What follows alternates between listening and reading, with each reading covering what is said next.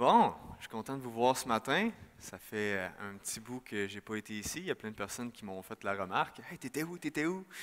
Ben, juste vous rappeler, il y a eu l'annulation du culte le 16 février dernier, quand il y a eu la tempête et tout ça. J'étais présent pour dire à tout le monde qui se pointait de faire Ah, ben, il n'y en a pas. Puis sinon, après ça, ben, j'ai eu. Pour ceux qui ne savaient pas, moi, je coach aussi au soccer, un groupe de jeunes. À Saint-Léonard d'Aston. Puis on avait nos séries.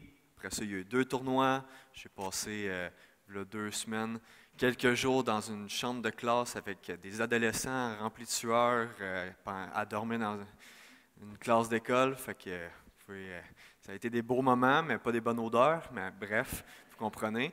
Fait que ça a été des très bons temps avec eux.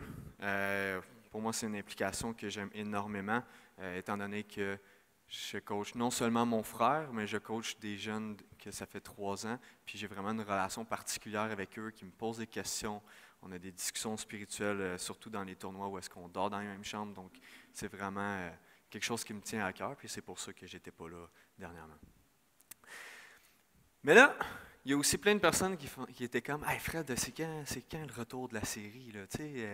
Tu as commencé une prédication sur un thème, puis là, tu disais qu'il y allait avoir une continuité, puis là, ça donnait que là, j'avais plein de tournois qui s'en venaient, c'était mon rush de l'année là-dessus, puis là, bon. Mais là, on est de retour. On est de retour dans cette série-là. Une série que on a vu, surtout dans le message d'introduction, que Dieu est un Dieu qui fait des alliances. Notre Dieu est un Dieu d'alliance. On le voit partout dans la parole. On le voit que dans l'Ancien Testament, il fait des alliances avec Abraham, avec David. On voit qu'il fait une alliance avec son peuple par Christ. Dieu est un Dieu qui est un Dieu d'alliance. On a vu aussi que nous-mêmes, étant donné qu'on est fait à son image, ben, on fait des alliances dans notre vie en société. J'avais mentionné le mariage, qui est une alliance. Oui, est instauré par Dieu, mais si on continue un peu plus loin, ben, on a vu qu'au niveau du travail, il y a des alliances. Entre l'employeur et l'employé, c'est un contrat qui est une alliance. Que les deux se doivent de respecter, ce n'est pas toujours le cas, on va s'entendre, mais nous-mêmes, on fait des alliances. Puis, on a vu qu'il est important que nos relations soient fondées sur la parole de Dieu. Ça, c'est les 3 gros points qu'on a vus la dernière fois que je suis venu en avant ici pour vous présenter un peu cette série-là. Étant donné que plusieurs attendaient cette série-là avec impatience, je vous rappelle qu'il y avait 9 points. Il y avait le fondement, il y avait la sainteté, et ainsi de suite.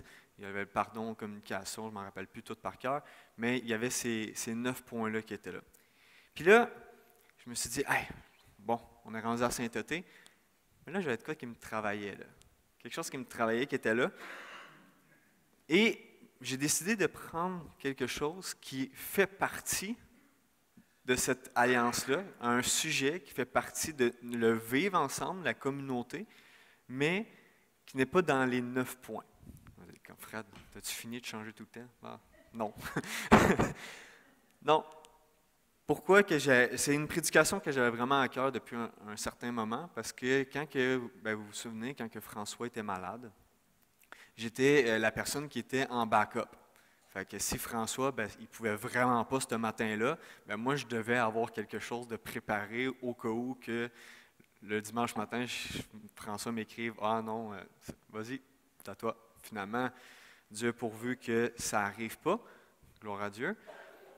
Mais j'avais de quoi, puis ça fait des mois que c'est sur mon cœur, fait que je me disais, je pense que c'est un bon moment où est-ce qu'on peut prendre le temps ensemble. Donc, avant d'arriver dans le texte de ce matin, puis pour ceux qui ont reçu le courriel, ça va être dans nombre, parce qu'il n'y avait pas la mention du livre, il y avait la mention du chapitre. Pas grave, Daniel, c'est une petite erreur, on te pardonne. Fait que, ça va être dans Nombre, 21, verset 1, mais avant ça, j'aimerais juste vous poser une question. Est-ce que vous connaissez le groupe de chanteurs Les Deux Frères? En levant la main, c'est qui connaît juste pour me donner une idée? OK, quand même, quand même un peu, pas si peu.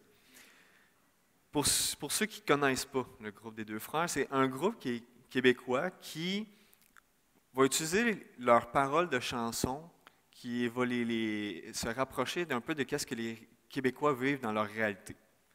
C'est un groupe que je considère qui, tu sais, quand que tu écoutes la musique en tant que telle, c'est des bons musiciens, mais c'est pas des personnes qui jouent dans un orchestre puis tout ça. Tu sais, ça fait partie du folklore québécois. Vous me corrigerez les musiciens si je me trompe, mais c'est pas, me semble, les notes les plus sophistiquées du monde. C'est ces types de chansons-là. Mais leurs paroles sont là pour tenter de connecter, de résonner avec le cœur québécois, la majorité du temps. Puis, un des groupes que je trouve qui est comme ça beaucoup, c'est les Cowboys fringants. Où est-ce qu'on les entend à la radio, puis c'est, mettons, soit les plus jeunes ou des personnes qui sont immergées par d'autres cultures. Les plus jeunes ont immergé plus vers des cultures des États-Unis, avec toutes les chansons, tout ça. Ceux qui viennent de d'autres cultures, bien, connaissent peut-être un peu moins avec ce style de chanson-là. Pourquoi? Parce que c'est fait surtout pour résonner avec le cœur des Québécois qui sont là depuis plus longtemps. Et les Deux Frères, dans leur album, quand j'aime écouter ça, il y a un refrain de leur chanson qui est dans leur premier album, qui s'appelle « Dans notre salon », qui va décrire les Québécois de la façon suivante. Un petit pays dans un plus grand, plein de beaux chialeux si fiers en dedans. Et moi, je trouve que ça décrit très bien les Québécois. Un petit pays, une nation, on est des francophones dans un pays majoritairement anglophone. Donc, on a une culture qui part même dans notre propre pays. Fait qu'un petit pays dans un plus grand. Plein de beaux chialeux, puis on est fiers en dedans de notre culture. On est fiers, mais on chiale. Je trouve que ça décrit très bien la culture québécoise. Et c'est pour ça que je trouvais pertinent de regarder dans l'alliance relationnelle, dans la façon de vivre l'Église ensemble, l'aspect du commérage, du murmure, du mémérage, du chiolage, du bitchage, peu importe comment vous le nommez, je m'en fous, on va en parler. Parce que la parole de Dieu en parle. Puis je trouve que ça fait partie de quelque chose qui peut venir teinter dans nos églises ici au Québec. Donc, avant de plonger dans le texte, prions que Dieu nous éclaire, puis après ça, on va regarder ce que Dieu dit dans sa parole sur le sujet. Donc, Père éternel, merci de l'opportunité que tu me donnes encore une fois de pouvoir présenter ta parole. Mon objectif, ce n'est pas de présenter quelque chose un sujet que moi j'aime bien, ou non, je veux que ça soit toi qui parles à ton Église, que ça soit toi qui se révèle dans ta parole et qu'on puisse regarder la beauté de ton Évangile malgré le murmure, malgré les choses que nous, on peut faire.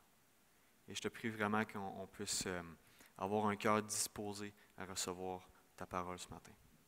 En Jésus. Amen. Donc, pour ceux qui veulent tourner, ça va être dans Nombre 21, à partir du verset 1.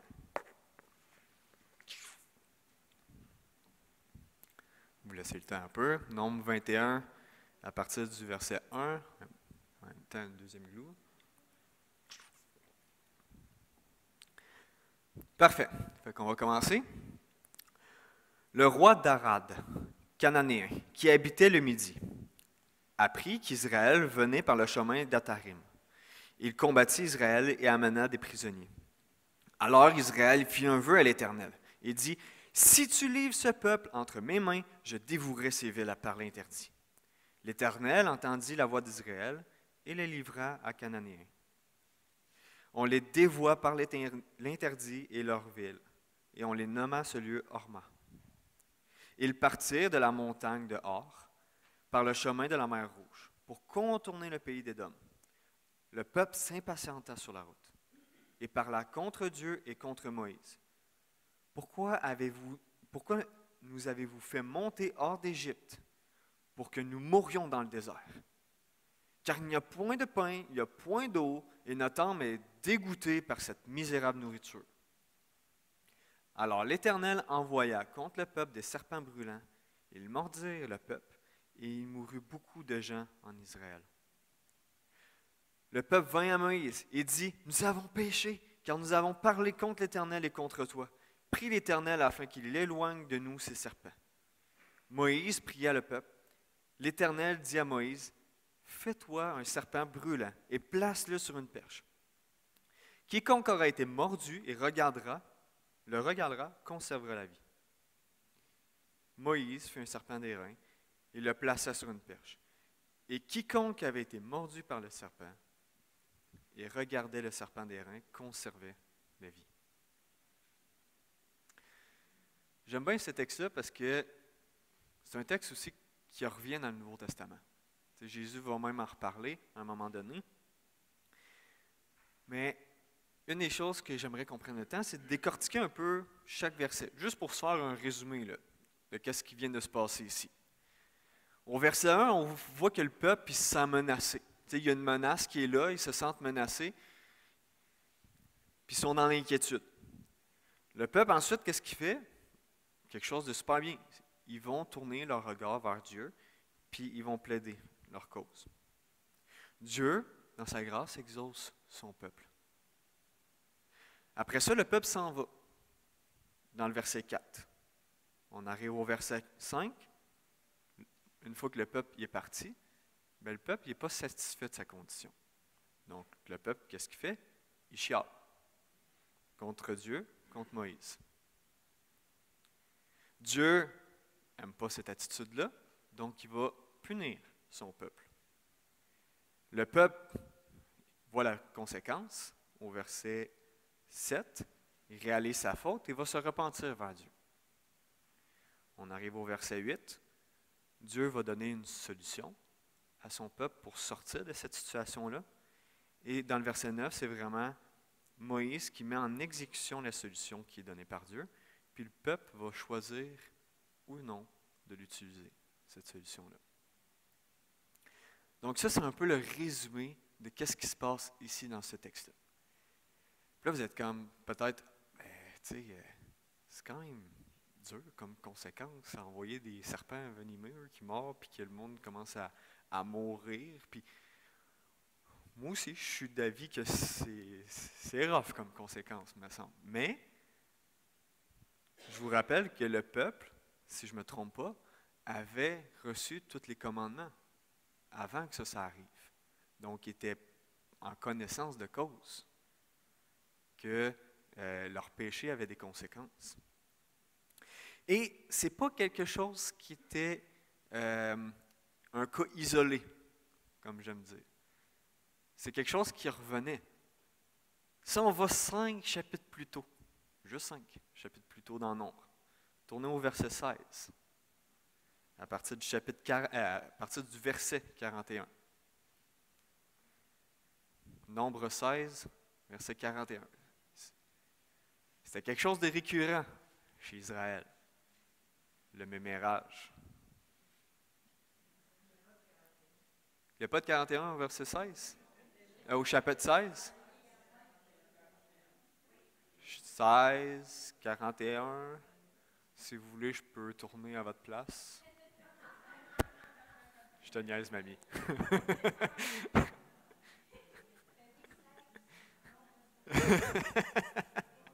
C'est pas vrai, je vous taquine, j'aime ça taquiner. Fait que... T'en as pas? Wow! Wow! OK, ben même si j'avais tourné, moi aussi j'aurais été mauvais. Fait que, dans tous les cas, moi, dans le chapitre 16, à moins que j'ai donné la mauvaise référence, ça se peut ça aussi. Mais, bref, de toute façon, moi je vais le lire. Puis, c'est ça, des fois, c'est décalé. Je sais que dans les psaumes, c'est plus le cas, mais je ne savais pas que dans Nombre, ça l'était aussi. Fait que, si on y va dans Nombre 16, verset 41, ou Nombre 17, verset 9, pour 6, bref. On va tout être dans le même texte, là. On va le lire. Dès le matin, toute l'assemblée des enfants d'Israël murmura contre Moïse et Aaron en disant « vous avez fait mourir le peuple de l'Éternel. » Comme l'assemblée se formait contre Moïse et Aaron, donc ça parlait tout ensemble, entre eux autres, contre Moïse et Aaron, et comme ils tournaient les regards vers la tente d'assignation, voici une nuée qui couvrit et la gloire de l'Éternel apparut. Moïse et Aaron arrivèrent devant la tente d'assignation.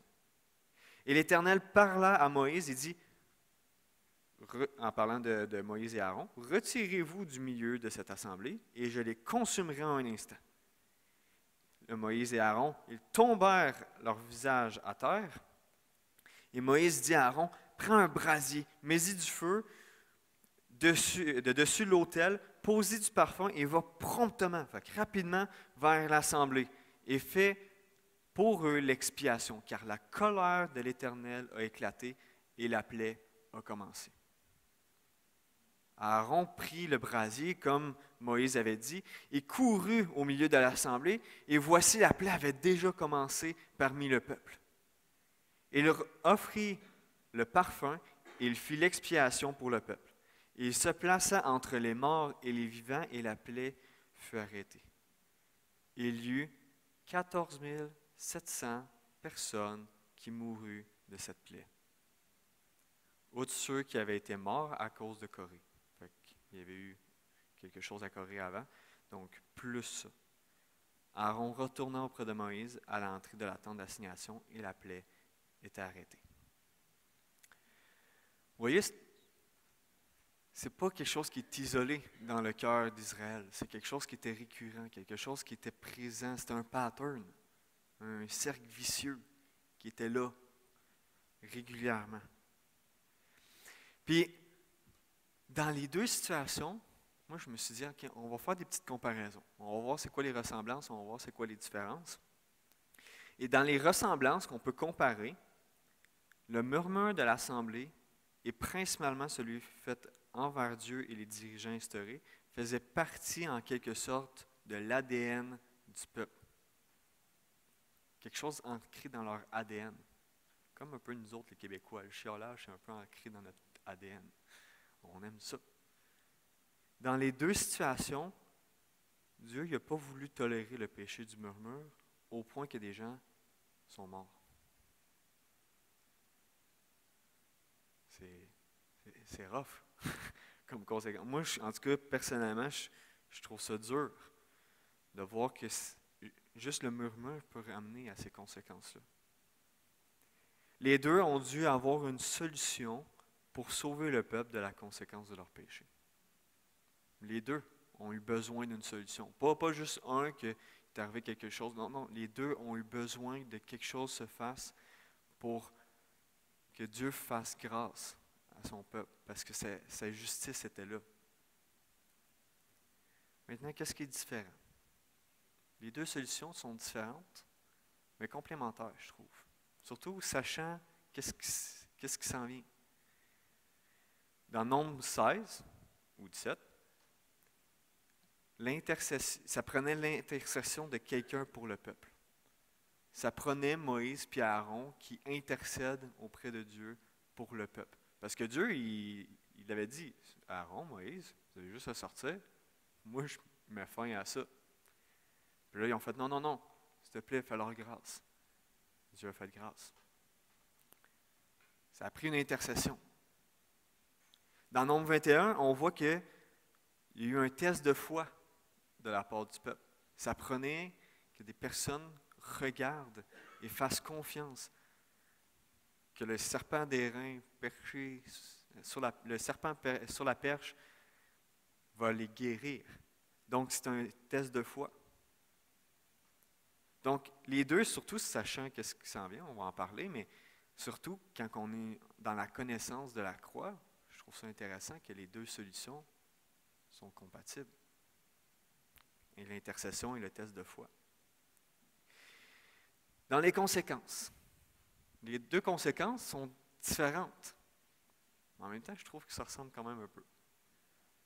La première, tu as une plaie qui ravage le peuple. La deuxième, tu as des serpents venimeux qui vont ravager le peuple aussi. Puis, même, moi, j'essaie de faire bien attention de ne pas tomber dans des allégories de textes pour amener certains textes dans un niveau de spiritualité qu'ils ne veulent pas dire dans le contexte. Je fais bien attention à ça. Ici, je trouve ça quand même intéressant de faire la corrélation entre le type de péché qui est fait et le type de conséquence qui est donné. On va y aller avec une plaie. C'est quoi? Une plaie, là, en gros, là, c'est une maladie qui vient affecter le corps, qui arrive tranquillement, puis qui a une dégénération significative de la santé au point de pouvoir en mourir. Une plaie, c'est ça. Le corps tente de combattre. Des fois, il réussit, mais des fois, même s'il réussit, il y a quelque chose qui vient affecter le corps à long terme. Donc, le corps perd même des facultés, même s'il réussit à guérir. Fait que le corps va combattre la plaie, mais des fois, ce n'est pas suffisant. Ça prend un coup de pouce, des fois, pour le corps. Un médicament, des produits naturels, booster les globules blancs, je ne sais pas. Quelque chose, ça prend des fois un coup de pouce extérieur pour que le corps puisse combattre la maladie qui vient de rentrer à l'intérieur. C'est ça une plaie. On arrive, on regarde une morsure de serpent. C'est un poison qui va dans le corps, principalement dans le sang. Plus que le cœur pompe vite le sang, plus le poison va se répandre vite dans le corps. Dépendamment de la force du poison, le corps va sûrement être affecté au point de pouvoir en mourir ou d'avoir des séquelles sur le long terme. Il faut sortir ou neutraliser le poison si on veut que le corps puisse s'en remettre comme il faut. Les types de conséquences se ressemblent quand même. Right? Je ne suis pas dans l'erreur en disant que ça se ressemble quand même dans la façon où est-ce qu'on s'en va. On va regarder maintenant le murmure. Qu'est-ce que ça fait? Le murmure, qu'est-ce que ça fait à un groupe de personnes qui veulent vivre l'unité? C'est comme une plaie ou un poison qui vient affecter tout le groupe de personnes. Pas une, pas deux, mais tout le groupe qui est affecté. Ça commence tranquillement, puis ça se répand partout au point de devenir incurable pour un groupe de personnes. Moi, je pense surtout à un environnement de travail que j'ai déjà été. Je ne sais pas si vous avez déjà été dans ce genre d'endroit-là où est-ce que tu arrives à ton travail et il y a tellement de mémérage, de commérage, ça te parle dans le dos, puis ci, puis ça, que tu vois qu'il y a un roulement de personnel, puis un coup que tu rentres dans ce travail-là, tu es comme « Ah, c'est pour ça le roulement de personnel. » Ça vous est-tu déjà arrivé? OK, je ne suis pas le seul, c'est bon. Je me rappelle, surtout d'un événement, moi, j'ai pas de difficulté nécessairement à nommer mes choses, donc ça challengeait quand même beaucoup ma directrice à l'époque, mais j'étais intervenant dans un endroit, puis là, j'arrive, j'avais des petites commissions à faire, fait que j'achète un cartable parce qu'on avait besoin d'un cartable pour mettre des feuilles puis tout ça. Moi, je me dis, bon, on va acheter un cartable parce qu'on en a besoin, même si on en a, ils sont tous dégueulasses puis tout ça. On va en acheter un. Ça a coûté 3 piastres. 3-5 piastres, bref.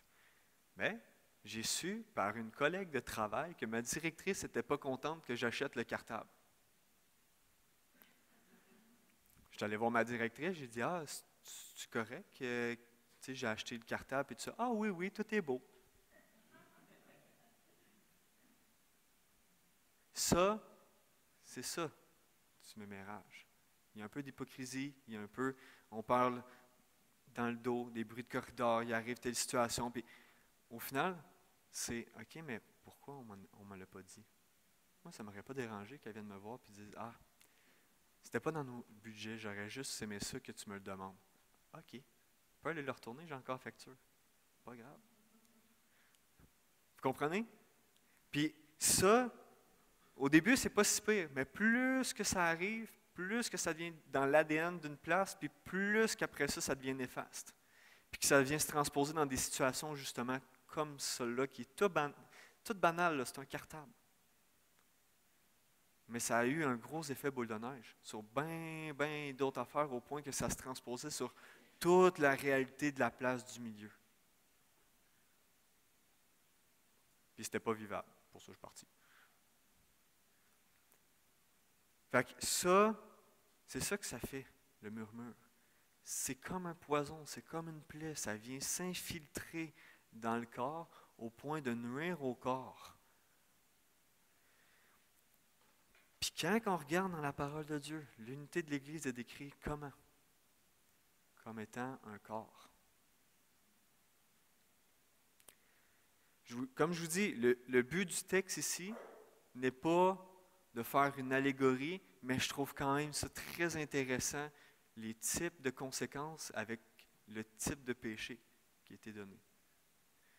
Une des premières choses qu'on apprend en intervention ou quand j'ai travaillé au camp de jour, c'est que tu donnes une conséquence à un enfant en corrélation avec ce qu'il a fait. Je vois des hochements de temps en arrière, oui.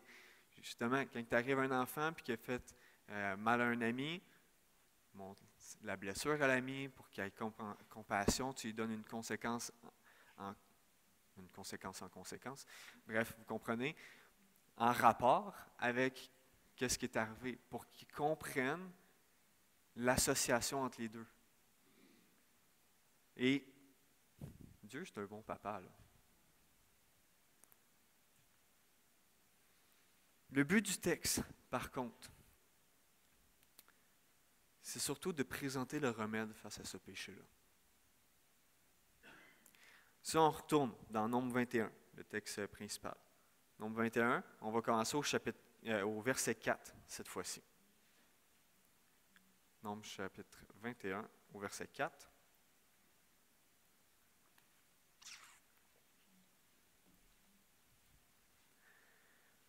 Ils partirent de la montagne de Hor par le chemin de la mer Rouge pour contourner le pays d'Édom. Bon, il est arrivé un événement, là, c'est quand même un pas pire détour, là. Fait qu'ils le font, le peuple s'impatienta sur la route. Ça se comprend? Ça fait un petit bout qu'ils sont dans le désert, puis en plus, ils doivent continuer à être dans le désert. Et parla contre Dieu, contre Moïse. Pourquoi est-ce que vous nous avez fait monter hors d'Égypte pour que nous mourions dans le désert? Car il n'y a point de pain, il n'y a point d'eau, et notre âme est dégoûtée par cette misérable nourriture. Qui d'ailleurs, cette misérable nourriture était pourvue par Dieu à chaque jour. Donc, ça démontre leur ingratitude face à leur situation. Alors l'Éternel envoya contre le peuple des serpents brûlants. Ils mordirent le peuple, et il mourut beaucoup de gens en Israël. Le peuple vint à Moïse et dit, « Nous avons péché car nous avons parlé contre l'Éternel et contre toi. » Ça prenait une conséquence pour qu'ils se rendent compte de leur péché. Moïse pria pour le peuple. Fait que Moïse intercède.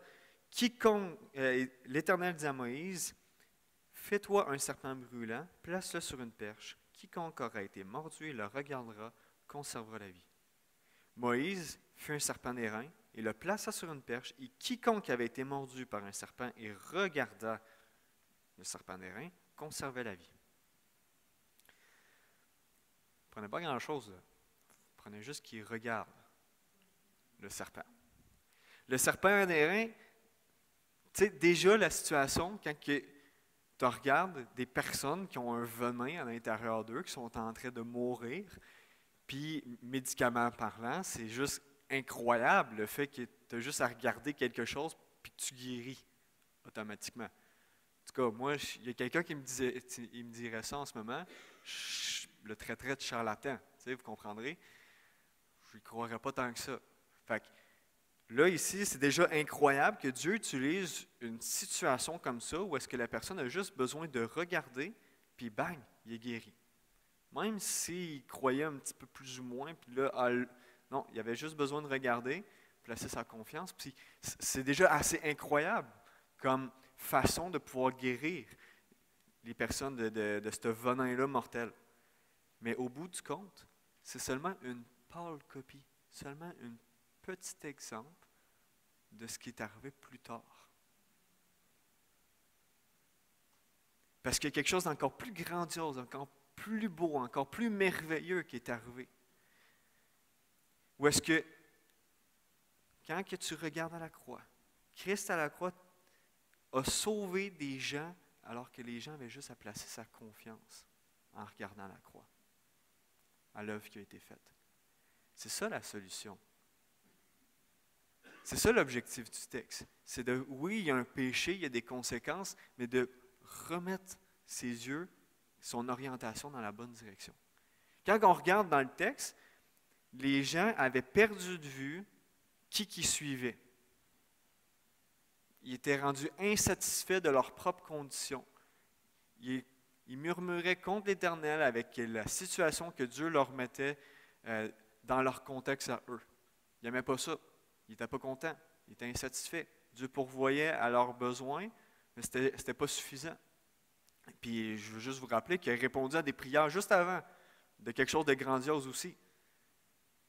Mais il n'était toujours pas satisfait. Donc, qu'est-ce que Dieu a fait? Il a mis une solution où est-ce que les gens devaient placer leur confiance de nouveau en Dieu.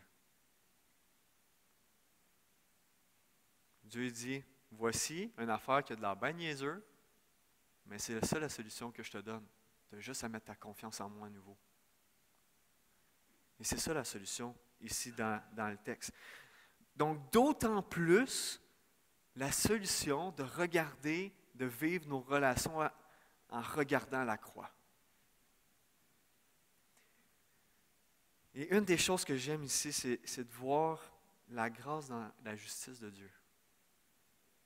Quand on regarde, Dieu aurait pu faire en sorte que dès que le peuple se repente, le serpent se finit. Ils ont tout arrêté, ils sont tous partis, le venin, il sort de la jambe, de je ne sais pas comment. Ça aurait pu. Même si la personne est mordue, Dieu il est capable de faire sortir le venin. Puis, non. Il a décidé de mettre un moyen de grâce, un moyen bizarre à première vue, mais qui remettait la foi des gens en lui pour sa propre gloire.